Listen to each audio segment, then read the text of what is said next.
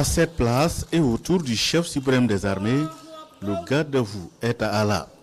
Le président du Faso, le capitaine Ibrahim Traoré, a accompli la prière de la Tabaski avec les soldats.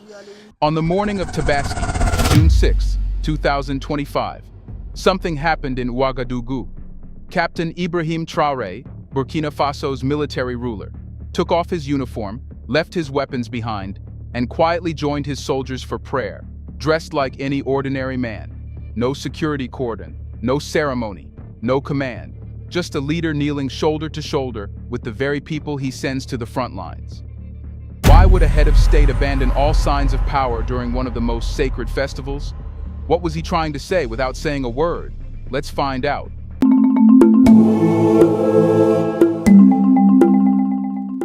You don't expect a president, especially a military one, to walk into a crowd of soldiers without his uniform, without rank, without even a visible security escort.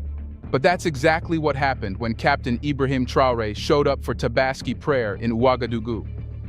The first to notice were the soldiers themselves, many of whom blinked in disbelief, trying to confirm whether the man standing quietly among them was who they thought he was. No boots, no camouflage. Just a simple white robe, the kind worn by millions across West Africa on this day of devotion. No cameras flashing, no microphone in hand, just a silent arrival. It wasn't staged. It wasn't timed to a media appearance. It wasn't even announced. This wasn't the version of Traoré that most of the world had come to know. The stern-faced revolutionary, the commander of a military junta. This man defied Western pressure and reshaped alliances in the Sahel. This was a different image entirely. One without ego, one without armor, one without control. However, that made it even more powerful somehow. Because when a man willingly strips away the symbols of authority, it forces you to ask, what's left underneath? That question lingered in the air that morning, heavier than the smell of incense or the sound of whispered prayers.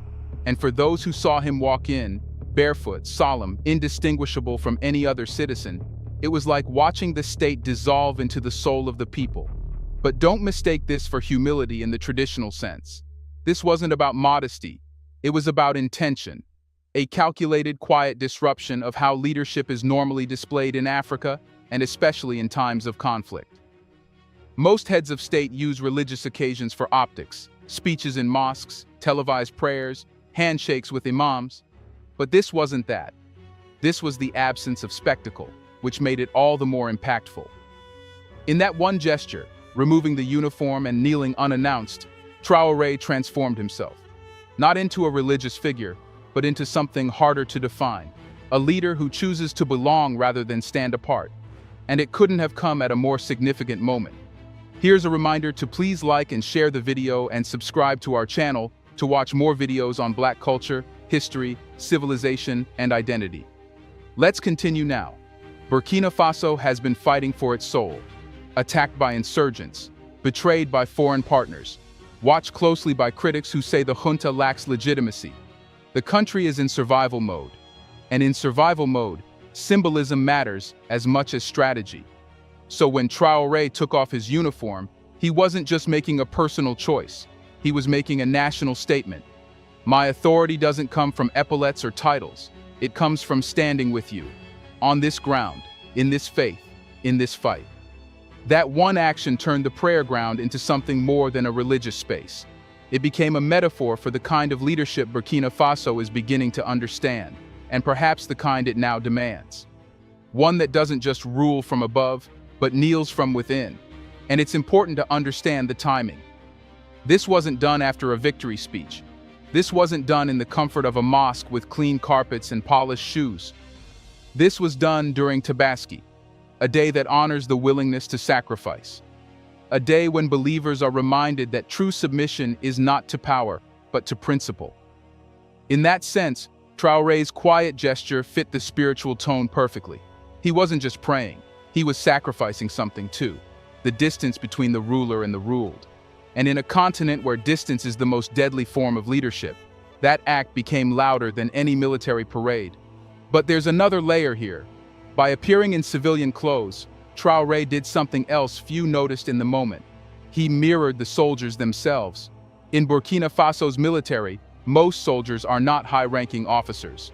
They are sons of farmers, former students, workers turned warriors. They don't wear medals. They wear dust, sweat, and fear. And for one morning, their president wore the same. This wasn't just about symbolism. It was about recognition. And recognition in a war zone is a currency more valuable than gold. It builds morale faster than promises. It builds loyalty without orders. Because once a soldier sees his leader kneel, not as a superior, but as an equal, something changes in his heart. But gestures, no matter how powerful, don't stay in one place for long. Especially not in 2025, when everything is recorded, shared, analyzed, and turned into meaning. And as that prayer ended and Traoré quietly left the grounds, the moment didn't fade. It traveled. It went from that dusty prayer field to screens across the country and beyond. What happens when an act so personal becomes public?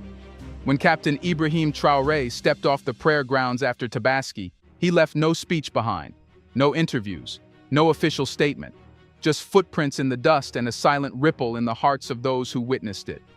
But in today's world, silence never stays silent for long. By the time he returned to his residence, the ripple had become a wave. Someone had recorded it. Just a few seconds, a blurry clip from a soldier's phone.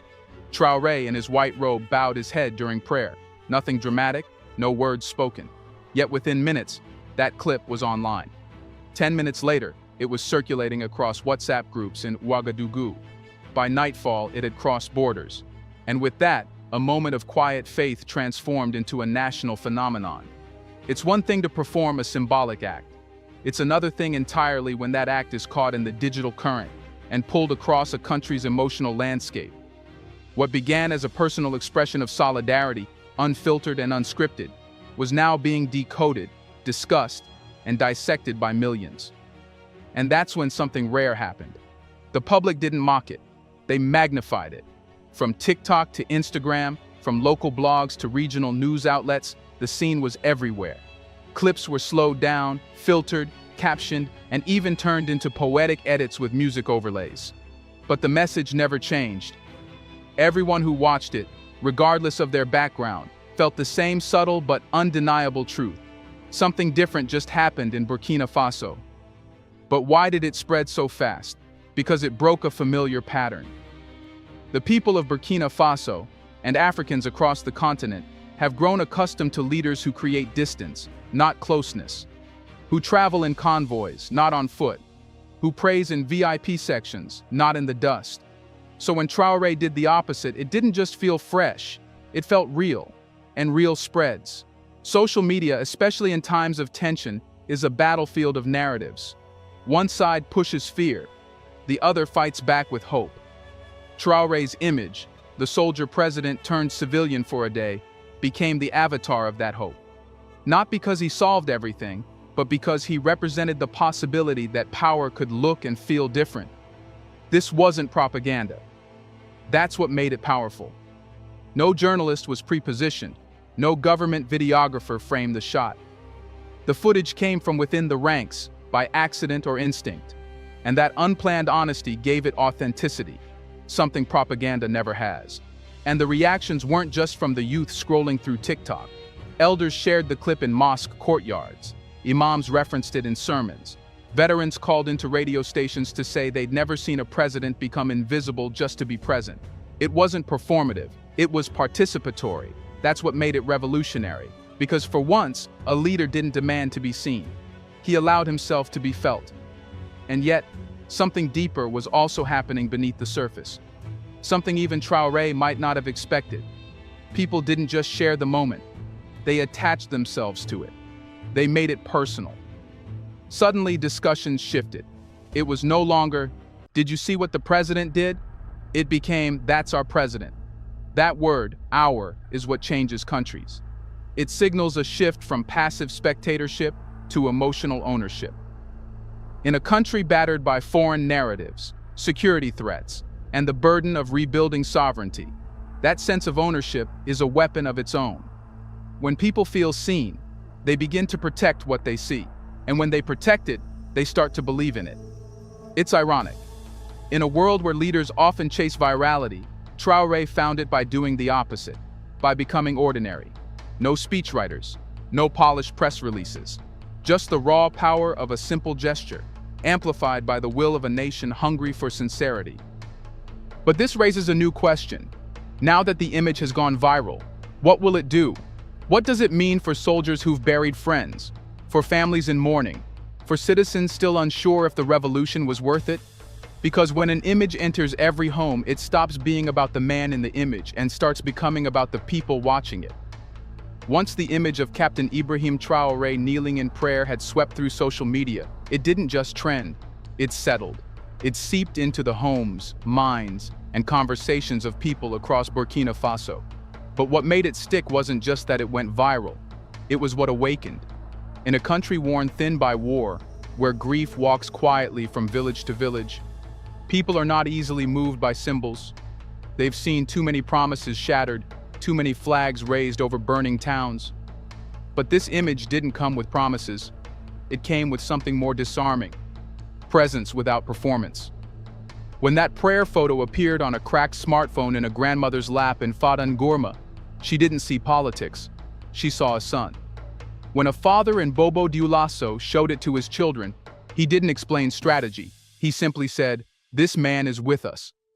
And when soldiers, those too injured to fight, watched the clip from hospital beds, many cried quietly, because they saw themselves, not just in uniform, but in faith, in struggle, in dust. The image had stopped being about a president. It became a mirror, reflecting to the people the part of them that still believed in something greater than war and fear. For a population battered by loss, the photo represented a break in the cycle, a moment untouched by the brutality of the battlefield or the distance of authority. It captured what had long been missing from the national story: emotional truth. And this emotional current flowed into surprising places. Teachers used the moment as a lesson in civic duty. Journalists analyzed it as a signal of cultural renaissance. Even artists began sketching and painting renditions of that Tabaski morning, not for money, but for memory. Some versions depicted Traoré kneeling as a shadowed silhouette beside fallen soldiers. Others reimagined him surrounded by ancestors watching over the prayer. Whether fact or embellishment, the image had become something sacred, a shared point of emotional reference. This is the kind of power most governments never harness, not because they can't, but because they don't know how. You cannot manufacture a moment like this. You can only earn it. And once earned, it does something extraordinary. It rewires national memory.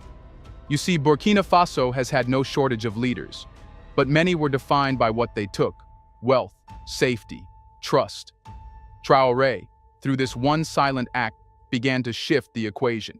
He gave something instead: a visible surrender of power to connect with the people beneath it. And this matters more than one might think, because when people remember a leader's feelings rather than simply ruling, their loyalty deepens, not in fear, but in faith. And in a nation under siege, faith is fuel. Faith keeps parents sending their children to school despite bomb threats. It keeps volunteers aiding displaced families in unstable zones. It keeps the tired soldier standing one more hour at his checkpoint. And that's what this image did. It didn't inspire pride in a system. It inspired a story of struggle, yes, but also of recognition. Traoré's prayer wasn't a conclusion, it was the beginning of a deeper dialogue between state and citizen, not based on policy, but shared emotion. It prompted families to talk about their hopes again. It allowed imams and community leaders to connect politics with morality. It even opened space for young people, who often feel invisible in national decisions, to say, "I see myself in this." But such power also comes with pressure, because now the country is watching. Not just his next speech, but his next silence. They're watching to see whether that moment of humility was a one-time spark or the foundation of something enduring. In that sense, the prayer became a promise, not spoken, but understood. And this raises the most critical question of all. Were people right when they called Traoré their hero? Does he deserve this? Let's be honest. In war-torn nations, the title hero is often handed out quickly, not because it's been earned, but because it's needed. People don't worship perfection, they reach for symbols. And Traoré, kneeling in civilian clothes on Tabaski morning, gave the country something it hadn't felt in years, a symbol that felt real. But is one act enough? Not by itself, but it's not just one act anymore. Because the moment he stepped out of the prayer grounds, something shifted, not just in optics, but in behavior. You can measure it. An increase in civil servants arriving at work on time, a surge in young volunteers cleaning neighborhoods. The tone of national radio programs, once jaded, is now asking questions with curiosity instead of cynicism.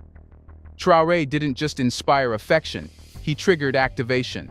That's the mark of a true hero. Not someone who asks to be followed, but someone who makes people move before they're even asked. And yet, history warns us. Africa has seen its share of charismatic leaders, men who walked with the people, only to drift into isolation once their power was secure. Traoré is still young in his leadership. The war is still raging. The machine of state is still rusty. There is time for error. There is room for disappointment. So what separates Traoré so far? It's not his speeches. It's not even his military background. It's his unwillingness to distance himself from pain. That's rare. Most leaders fear proximity to grief, to poverty, to anger. They stage visits to IDP camps and leave in convoys.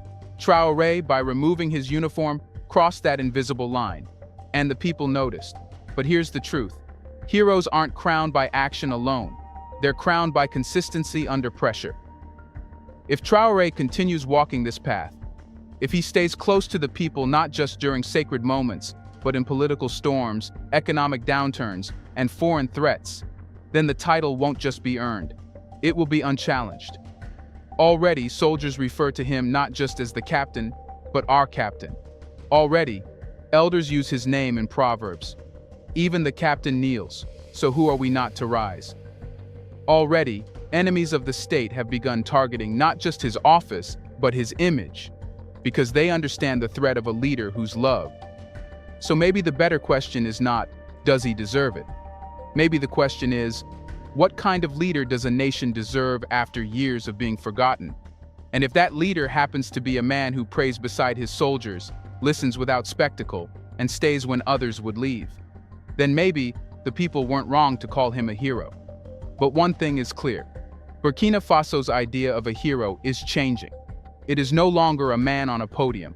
It is a man in the dust among them. Human, present, accountable. So yes, hero might be the right word. Not because he's finished the fight, but because he's willing to fight it with them. And in a country where many leaders have disappeared into palaces or exile, that alone might be the most heroic thing of all. What do you think about this gesture? What does this mean for you? Let us know in the comments section. Do you think Traoré is an actual hero? Do you want to watch more videos like this one? If so, subscribe to our channel and press the bell icon next to it. We have decided to bring videos on something nobody talks about: the Black culture, civilization, history, and evidence about how glorious Blacks have been. Thanks for watching, and until the next video, stay